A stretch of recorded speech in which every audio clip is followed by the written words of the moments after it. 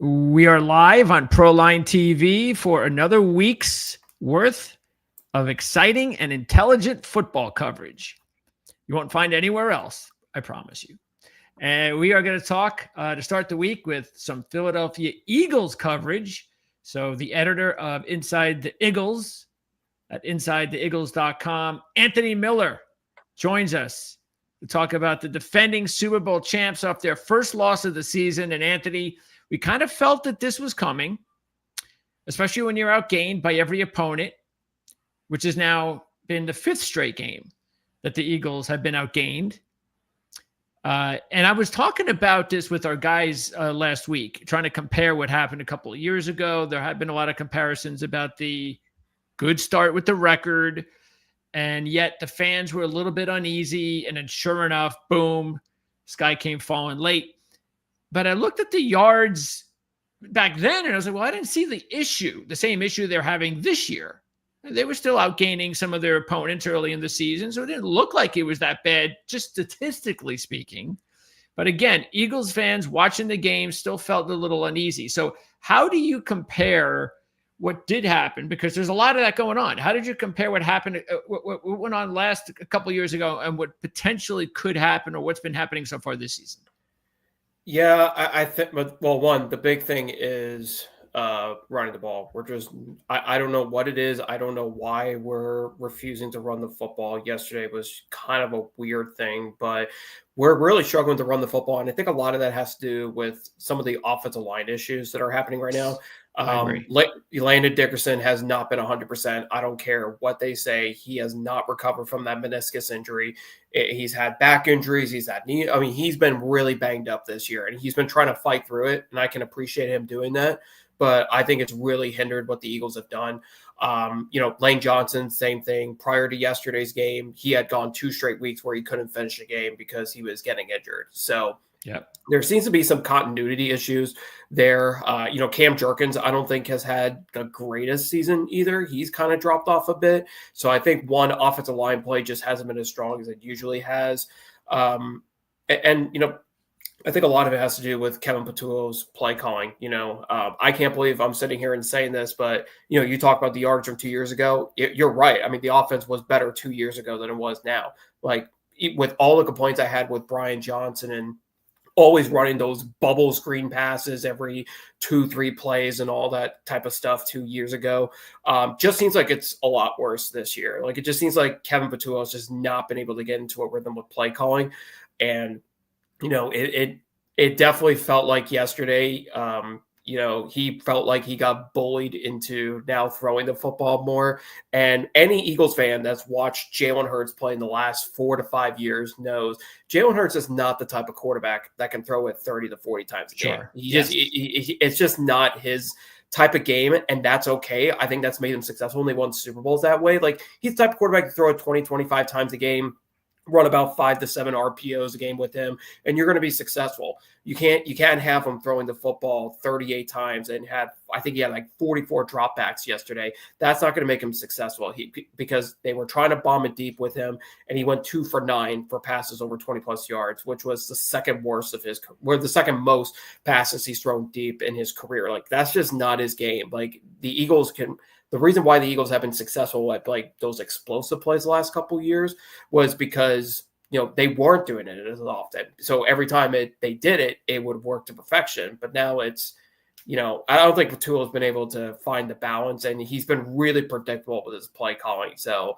it just felt like Brian Johnson has actually done better with this offense 2 years ago. And he didn't have Saquon Barkley. Like, they didn't have the players that he has now. He had DeAndre Swift, and he was still able to get over 1,000 plus yards with Swift. All right. So, see, I'm willing 100% to go down the road of the offensive line, because I've really been, it's like every week now I have to emphasize this more and more about how in any sport, especially let's just say offensive line, specifically football, if you have a really good offensive line for 3 or 4 or 5 years, whatever the case may be, and then all of a sudden there starts to be some cracks in the greatness, and all of it, you lose a starter here or an injury there. Nobody picks up on that right away. They still will say Eagles' best offensive line of football. It's like, yeah, but you're not paying attention. That's not the case anymore. Now, maybe they could regroup, get healthy, and by the end of the season, they'll be humming in that kind of way and that kind of, top play again. But as you just said, that's the one thing why I think it is hard, unless as a fan watching every play, you don't feel that is more than 50% the problem. Because I said this all last year. Stop Saquon Barkley, you can beat the Eagles. But nobody could. And that's the guy that has to get going. He is the MVP of this offense. I don't think there's any doubt about that. And if he does not get going, like you said, then he wants to throw the ball and play one-dimensional football, and that's not the Eagles game. Yeah, I mean, they completely lost their identity yesterday. Like, it was the weirdest thing because, like, Barkley ran the ball only 6 times, and he had 1 carry in the last 32 minutes of that game, and that was a 0-yard gain late in the fourth quarter when they were already down. Like, he wasn't running the ball that bad. He was actually running the ball better than he has the last couple of weeks. Yeah, look at that. 6 carries, 30 yards. Yeah, they completely abandoned the running game. Like, he was getting 5 yards a carry. Like, even A.J. Dillon was picking up some good yards. It's just for some reason, I think what happened was A.J. Brown got into their heads. A.J. Brown was like, hey, I need you to throw me the football. And that's perfectly fine. Like, I think there is a balance between, like, yes, you can throw the ball to Devontae Smith and A.J. Brown.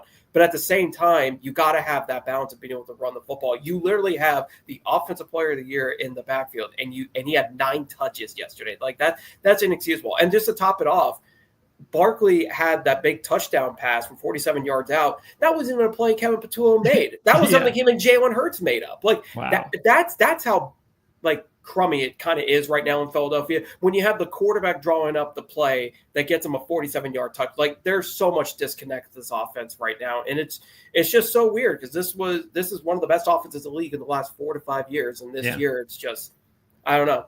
Well, you tell me really though, is it more? If you had to pin it on one thing, do you pin it more on the new OC or more on the offensive line injuries? Neither. I think I put on Nick Sirianni, and I love Nick Sirianni.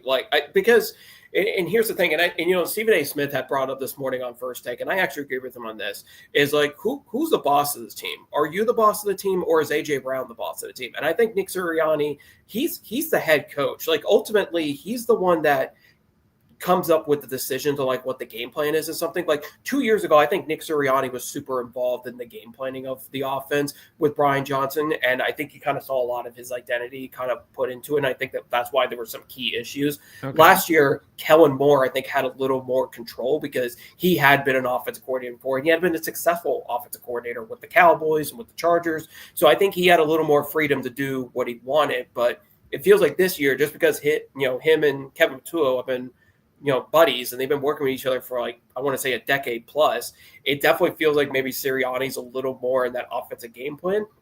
And he's letting Patullo fail by letting AJ Brown walk all over them with, like, hey, throw me the football. Because now Patullo kind of took it as like, oh, well, if AJ's upset, well, now I got to throw the ball all the time. And it's like, no. He just says he wants more targets and he wants more catches. You could still do that while running the football. So I honestly, I put more of the blame on Sirianni, and I'm not calling for him to be fired or anything like that. I'm just saying he needs to kind of regain control of this team and be like, look, our identity is running the football. They are best when they run the ball 60% of the time versus 40% passing. Absolutely. That's what they need to do, but they need to design more passes that are RPO style to get Jalen Hurts on the move, or have Jalen Hurts make a decision on making quick passes, and just make sure the targets are going to Devontae Smith and A.J. Brown. That can still happen while being able to keep that identity. How about the fan base? Do you think that do you have the pulse of the fan base when it comes to critiquing Sirianni in that manner? I think more of the focus is on Patullo right now. Okay. And just the way he's calling the games right now, the way he's predictable, and the way that, he had the pretty much the same exact weapons outside of Mekhi Becton that Kellen Moore had last year, and the offense has been stalling out. So I think a lot of it right now is being pointed towards what's going on with Patullo and his play calling and what's going on there, because, it's so hard because 2023 is kind of similar in the fact that a first-time play caller comes in and really struggles off the bat, but it does feel like Brian Johnson was able to at least get the Eagles like moving the ball down the field and still have that identity of we're going to ram it down your throats on the ground. Patullo has just not been able to get to that point yet. I'm hoping that maybe things will change. So I honestly, I can't believe we're going to say this. I'm really glad we have a Thursday game because at least we only have a few days of having to talk about what happened with the Broncos so that they can bounce right back and that's right. Maybe beat up on the Giants a bit and get their confidence back. Yeah, because they have definitely handled the Giants. We're going to get into that matchup in just a couple of minutes. Let's go into that offensive line as far as the injuries. So we see Dickerson limp off the field again. Lane Johnson has had his share of injuries this season. So what's the status right now of both Dickerson and Johnson, do you think, long-term? I mean, I think just because we're on a short week, I wouldn't be surprised if Dickerson didn't play. And in fact, I would probably urge the Eagles to put him on IR and give him a few weeks to heal up. And, I didn't think Brett Toth played that bad yesterday. It wasn't perfect. Jalen Hurts got pressured a lot. He took a lot of sacks. I understand that. It was pretty That's a good bad defense. in that aspect. Yeah, I mean, well, the Broncos, I guess even like Jordan Mailata really struggled at left tackle yesterday. I mean, he was getting beat a few times. So I think it's just more credit to the Broncos front seven. Yeah. That's just a really good unit. But right now, I think the Eagles have to start thinking about later in the season. The advantage they have is that they are 4-1. And I think they can use the next few weeks to make, because they're playing the Giants twice in the next 3 weeks, which I think is super helpful for them. Yes. Because I mean, it should be an easy win, but it probably won't be because nothing's been easy this year. But they should be at least winnable games. They should have gained their first opponent. Yes. Yeah. Let's start with that, right? Yeah. That'd be baby steps. Yeah. So I think the big thing is, well, why not rest Dickerson for the next few weeks? Get him to get close to 100%. Let Brett Toth play, or like, I love the way Fred Johnson has played when he's replaced Lane Johnson the last few weeks. Like, I wouldn't even mind, like, if Lane Johnson's on 100%, I'd be okay with him not playing Thursday either and put Fred Johnson in there. I think he's played really well to the point where I'm comfortable with us surviving with them if we needed to. Now, I think Lane Johnson's a little more important because when he has left games, I mean, it has made a significant impact that I think the only way the Eagles can survive without Lane Johnson is if they run a no-huddle offense, because that's what worked against the Rams a few weeks ago, was that, they put in Fred Johnson and then they replacing him with Matt Pryor, or replacing Matt Pryor with Fred Johnson. They kind of moved into a no huddle because they were down 26-7, and they were able to start moving the ball after that. So if they're going to replace Lane Johnson and have him rest, they need to maybe move to a no huddle. And maybe that's something they need to do moving forward with the offense, is maybe start going to that no huddle and just kind of, split the play calling between running and passing. Yeah, because again, you don't have to have like the Bills with that K-gun offense. That was not just throwing the football. They had Thurman Thomas back there. So just because you had that hurry up constantly moving, and maybe I'm outdating myself. I don't know. I mean, hopefully there's enough viewers here that remember the Buffalo Bill days. But they were the most successful team that I ever recall. That especially with all that success getting in the Super Bowl, not that they didn't win any, but still the fact that they were able to just constantly they're always moving. And of course it was amplified 10 times with Chip Kelly in college. But that was a completely different animal. Anyway, yeah, the main thing though, is even if you're going to speed the offense up, you can't abandon the running game. And I know you agree with that. What's going to be interesting this week though, is that if you do sit both Dickerson and Johnson, it just happens to be the worst matchup that you really want to be getting yourself into, because that's the one part of the Giants team that they can have an edge over certain teams. They're as talented as any team up front, as you know. And then if you take Lane Johnson and Dickerson out of the lineup, two of the three of their top linemen, that could be also asking for a little bit of trouble. But I completely understand what you're saying, because it would give them a lot more rest. It gives them almost 2 full weeks of rest.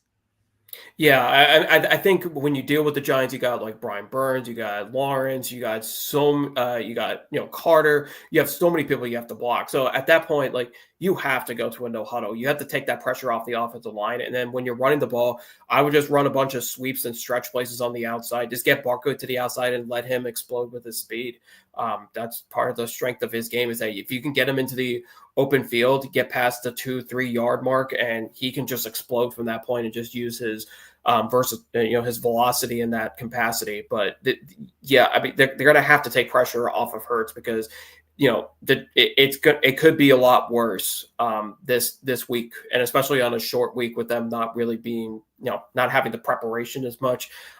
They have to change something up, and I think no huddle would probably be the easiest way to kind of take the pressure off the offensive line while adding some creativity and catching the Giants defense off guard. How do the fans take to AJ Brown's comments before last week's game? I mean, it's kind of split, because the thing is, we kind of already know about AJ Brown's mindset. Like, after the Super Bowl, about a few days afterwards, he had made a post where he was like, yeah, I was excited about winning the Super Bowl first, but then it's gone away. Like, all that excitement is gone. It's like, I just want to dominate defensive backs in the backfield. Oh, okay. So it's like, you kind of already know, AJ, and then there were issues last year too. There was the same talks about Jalen Hurts and AJ Brown having issues because he's not getting him the ball. This is just something that the Eagles signed up for when they got AJ, is that, and it worked. And yeah, I mean, honestly, you kind of want your number one receiver to be kind of a diva. You want him to be throw me the ball. That's what made those Cowboys teams in the 90s so good, because Michael Irvin was just get me the ball. Randy Moss, throw me the ball. Those is what made great receivers. So, this is what you sign up for with AJ. I don't think fans particularly love the comments, but at the same time, it's we already know what we're signing up for. And he was right. I mean, he might have not done it the best way possible. I think you need to talk about it with, Howie Roseman and Nick Sirianni and, Kevin Patullo, and tell them, give me the ball. But, in his own way, AJ Brown, I think he has a media degree. So he kind of knows how to manipulate and use the media and use social media to get his point across and send a clear message. And the message was just sent, and it paid off dividends for him and Devontae Smith. I mean, they're getting fed the ball a lot more. So, and they lost. Kudos to him. Yeah, and they lost. But kudos to him. But at least he's getting the targets. At least he's getting catches, so he can't complain about it. Yeah, that's a lot there that you can read into, no doubt about it. And since he's really into the media, maybe he'll have a career just like another diva, Chad Johnson. Even though I could say this, that hopefully if he does go in broadcasting and a podcaster, that he does a lot better than Chad Brown. Because Chad Brown is just absolutely awful. He shouldn't even be on the air. It's just embarrassing. Anyway, let's talk about the defense, because the defense also has some key injuries. And the reason we don't talk about it too much is because there's a lot to talk about the offense, and the defense still continues to play reasonably well. There's still some, a little bit of issues here and there that pop up in the secondary, but there have been edge rushing injuries, and talk a little bit about who they really miss the most, and when do you think that they're going to be able to get healthy? Is this, do you feel confident that when it all, playoffs come, that as of today, as long as they don't lose anyone else, that this defense can still end up being, one of the top defenses heading into the playoffs? Yeah, I think this defense is, I think under the circumstances, unfortunately, this is a type of defense that this year, it's always been one or two quarters where they really screw everything up and have bad quarters. But, for the most part yesterday, I thought they played really well. I think not having Nolan Smith really hurts, and we're not going to get it back until I think about November is when he's going to come back. So, hopefully he'll return soon, because he's a big part of the edge rush. But Zadarius Smith, what a great signing that, that came out of that from Howie Roseman. I thought he's, played really well since they brought him on. It was really great to see Azeez Ojulari finally get some playing time and finally be active for once. And he was actually really good yesterday. So I really hope that Ojulari gets active and plays more often, because I thought he was one of the better pass rushers yesterday for the Eagles. For somebody who was inactive for the first 4 weeks, he finally got a shot, and I thought he made the most of it. So hopefully he'll get some more. Josh Uche played really well off the edge as well. I think they've done good in that aspect. I think Jordan Davis is having an absolute monster season. I think he's on his way to getting a Pro Bowl for the first time. And I think he's played way better than Jalen Carter. Jalen Carter's had too many mental mistakes. And, he got good pressures yesterday in that Broncos game, but he's not producing the sacks. And I really don't. And that, he's had that lingering shoulder injury over the last few weeks that I think has kind of affected his play a little bit. So he's another one that can he fight through the injury and get healthy eventually? Because he really needs some time off to maybe get 100%. But, I mean, that defensive line is still solid. Zach Bond's a beast. Jahad Campbell's having, I think, a defensive rookie of the year kind of caliber season. Andrew Makuba's having a defensive rookie of the year caliber season, even though he tends to struggle from time to time in pass coverage and, has some broken coverages. But I think he's played really well. And then Quinyon Mitchell's playing at an all-pro season. Yesterday, I think it was really just the fourth quarter where he really struggled against Courtland Sutton, which I think really hurt them. But for the most part, he's played tremendous as well. So this defense can hold together. I still think this is a top 5, top 10 defense. Sure. And they're just really young, and they're going to grow. And I think they're only going to get better. So I think Fangio's put a really good team together, a good unit together that they'll be able to fight through, and they may have to end up carrying this team. And I think they have carried this team for the good part of this season so far. And they're going to probably have to do a little bit more. Unfortunately, just a lot's been put on them since the offense has struggled. So the stats in that may look, not as great as it did last year. But I think this defense has done some really good work to help them get the 4 wins that they've gotten. Yeah, and the other thing too is, and we won't find this out until later in the season, is some of the losses along the defensive front and how that might affect them wearing down later in the year. Do you think that some of the other, have they played, or do you think that some of the players that probably aren't getting as much playing time right now? I don't know how much playing time. Does Ty Robinson even suit up? Do you think they have enough depth, or do you think they might just have to go out there? Maybe even the practice squad, there might be a couple of bodies there. Do you think that's anything to worry about, is potentially wearing down by the end of the season? Because we know how important the Eagles like to, bring their players in waves up front. Yeah, I would say the only player I'm concerned about is Carter right now. I just want him to get to 100% healthy. Besides that, I think the depth is really solid pretty much at every position. Linebacker is only going to get better when Nakobe Dean is back, which he probably won't be back till maybe next week or the week after. Okay. I don't think they'll rush him to play this week. He may be back for, I think, the Vikings game, which I think it's about a couple weeks. Defensive line wise, no, I think Ty Robinson hasn't played as much, so we just really haven't seen what he's been able to do. But with Carter, Davis, and Morrow, I think all three have played really well to the point where I think they can kind of stick with them and be just fine there. Once Nolan Smith gets back, they'll be fully loaded at the edge position. So that's important. I think edge wise, I would say defensively, depth wise, I think they're actually in a pretty good position right now. It's really going to be on, can Carter get healthy later in the season, and does he need to sit a game or two out to really get there? Otherwise, I think they're solid right now. We'll keep an eye on that. And then the secondary, what does concern you the most about the secondary so far from what you've seen this season and what we talked about going into the season, which there were some question marks?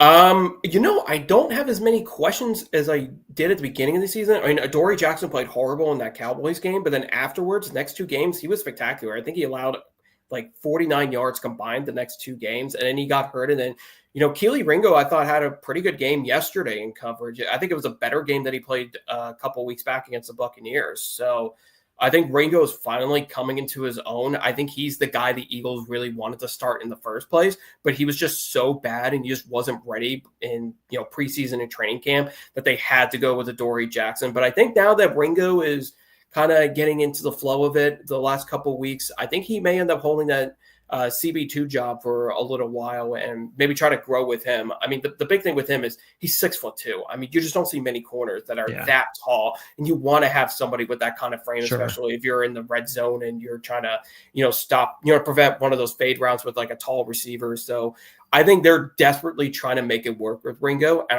I think he's answered the call pretty well. I think the Buccaneers game, he was horrible with his tackling, but I thought yesterday he played a lot better. I thought he tackled a lot better.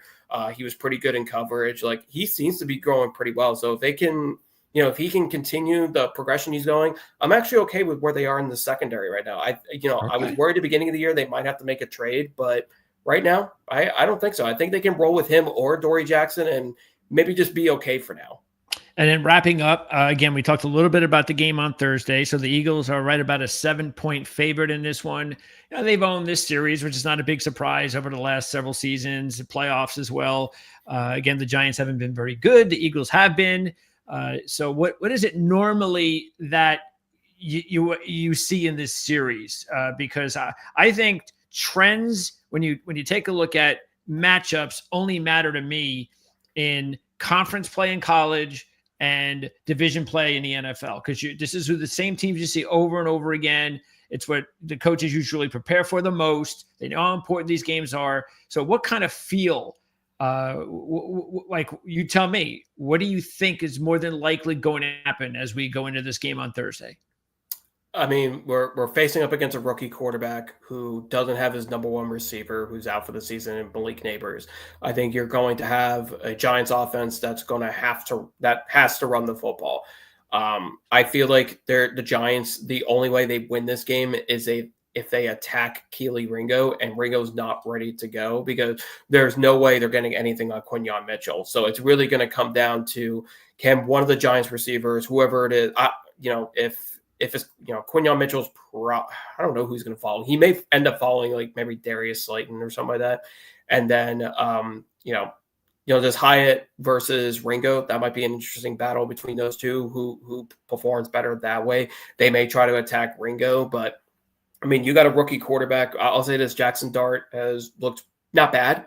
I think he's looked pretty good. He's a tough kid. I think he's willing to take some hits.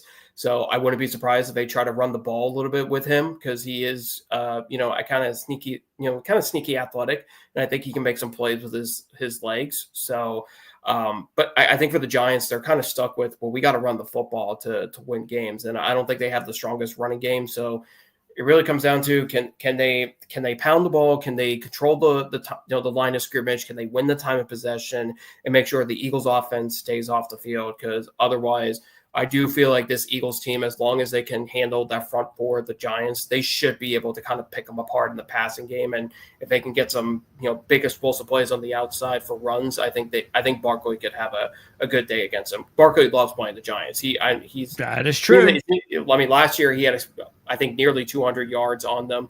So I think he's kind of looking to, continue to kind of take it to them for what they did to him. Yeah, if A.J. Brown was a center of attention on Sunday, then Barkley is going to be that center of attention on Thursday. No question about it. And if he can't get going on Thursday, then I don't know when he's going to get going. So just like you said, because we know how important it is. So again, overall feeling, though, just based on it being the Giants and the Eagles, you expect the Eagles to win this one going into the fourth quarter. This should be a 3-quarter game, you expect? I mean, at this point of the season, I'm not expecting any more blowouts. And it's an NFC East battle. It's two solid defenses. I think it's going to be a low-scoring battle. Low-scoring game. Especially since it's Thursday night. They don't have a lot of time to prep for each other. So I'm fully expecting this to go right down to the wire. I think the Eagles will win. I think they should win. But honestly, with how this season has gone, I wouldn't be surprised if the Giants found a way to sneak in there and get an upset. But I'll still pick the Eagles. Really? Game. I mean, the Eagles, offensively, they haven't looked – I mean, the offense has shown me nothing to give them the full confidence they can blow out a team. I mean, they should blow out the Giants, but I'm not confident enough that they can do it. So I can see this being like a 20-17 kind of game for the Eagles. Okay. And do you think this 41.5 total, you go under? Yeah, I think I'm taking the under. It's an NFC East game. The NFC East games are really like gritty battles unless could be turnovers, Dart's a rookie, that could definitely, I think that'll make the difference, because the Eagles have had only one turnover in the last 5 games in the offense, the only positive to this offense. But the Giants, I could definitely see Dart making some mistakes in this game. All right. So Anthony's going to go with the Giants and the under, with the Eagles winning a close one. Yep. Okay. That's what I would go with. All right. And it's only Monday. So Good job, Anthony, as always. We have links in the description of this video that you can check Anthony out as far as social media and, of course, the InsideTheEagles.com website. Anthony, appreciate it. And I'm sure we'll talk later on this season. And maybe when we do, we'll be talking about maybe a winning streak or something like that, even though they just had one. So yeah, hopefully some better stuff. But yeah, thanks. Outgaining some opponents would be nice. Yeah. Yes, that would be good. Thanks. That'd be a good start. All right, Anthony. Thank you. Appreciate it. Thanks, Greg. Appreciate it. You got it.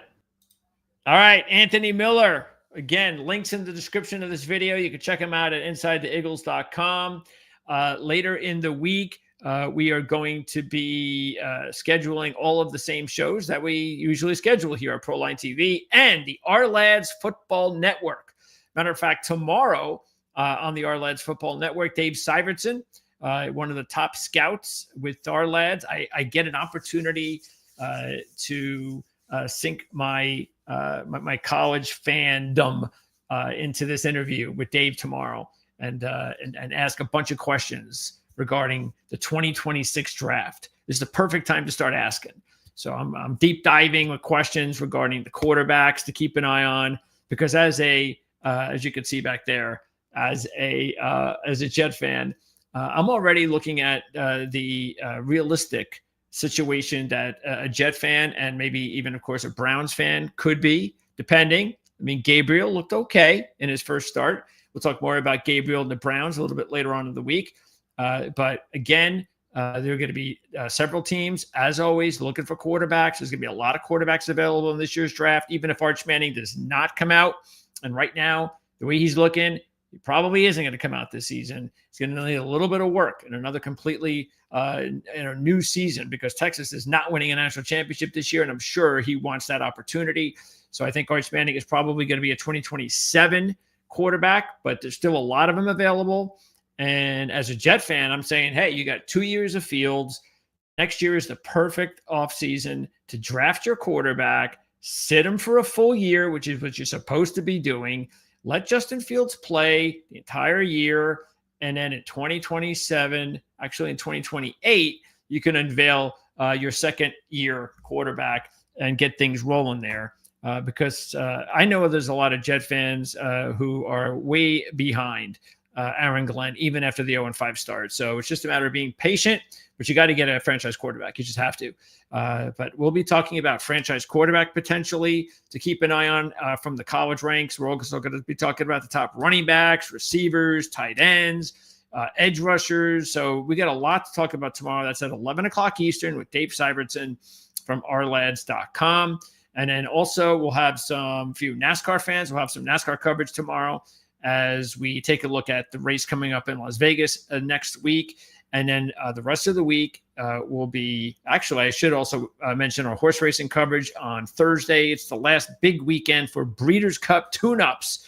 Of course, Breeders' Cup is the biggest weekend in horse racing. That's coming up next month, 2-day weekend, Friday, Saturday. It's monumental for the sport. We're going to be talking about a lot of tune-ups for that on Thursday night with John Hardoon. But everything else, mostly everything else, is football related. We are going to have our Wednesday show where Jim Feist is going to be at the Dom DeMarco's Pizzeria and Restaurant in Las Vegas, Nevada. And he's there every Wednesday at 3 o'clock Eastern. He's got a couple of the top handicappers in the world joining him every week, new guests. So it's a great opportunity to check that out and get inside information from the legends, not just the legends who have been around for, like Jim, quite a long time, but even some of the handicappers that have been around for a little less time than Jim, that are taking that next mantle and the next stage of development into the handicapping industry. And these guys, it's great to get so many different opinions and strategies and tools and advice. So check that out every Wednesday. And again, this Wednesday, 3 o'clock Eastern. I come on right after that. And when I come on, I'm going to go over everything in the NFL. I go over every game. I go over tons of game in college football. So I get to sweep through all the college football schedule and then stop every once in a while to talk about a specific game. So that's coming up on Wednesday. And then Thursday is the Playbook ATS podcast, where Mark Lawrence, Jim Feist, Andy Isco, and I will talk more about the NFL and college football. We wrap up on Friday with Mark Lawrence, Jim Feist, and I. So that'll be coming up at Friday, and every Friday at 2:30 Eastern. And that's just the beginning. I mean, we also have Jim Feist talking to Andy Isco on Wednesdays, and that's about actually, besides Andy filling in and letting you know what's going on with those Circa Survivor contests and other contests that are really huge in Las Vegas, they also do a lot when it comes to teasers and alternate lines. So if you're into teasers and alternate lines, check out the Andy Isco podcast every Wednesday with Jim Feist. And then if you're really into totals and player props, check out the Friday podcast every Friday, Jim Feist and Victor King. And Victor is pretty much, if you want to wager or get in any sort of really big information on totals in the NFL, Victor King's the man. Now, he won't be able to talk about the Eagles-Giants total because that'll be on a Friday, but Anthony already gave us a good heads up that he thinks the game will go under. And again, it's 41.5, and he's going with the Giants to cover the spread being 7. We just spoke to last week Tony Lombardi from the Russell Street Report about the Baltimore Ravens and the struggles of the Ravens. And Tony was honest and said, hey, man, I don't know how in the world anyone would take the Baltimore Ravens the way they're playing. And sure enough, he was dead on right. And this is why we love getting guys on that have followed their teams. They know what they're talking about. And Anthony's the same. So Anthony feels just doesn't have a lot of confidence right now with the way the Eagles offense is going. And really, who would, right?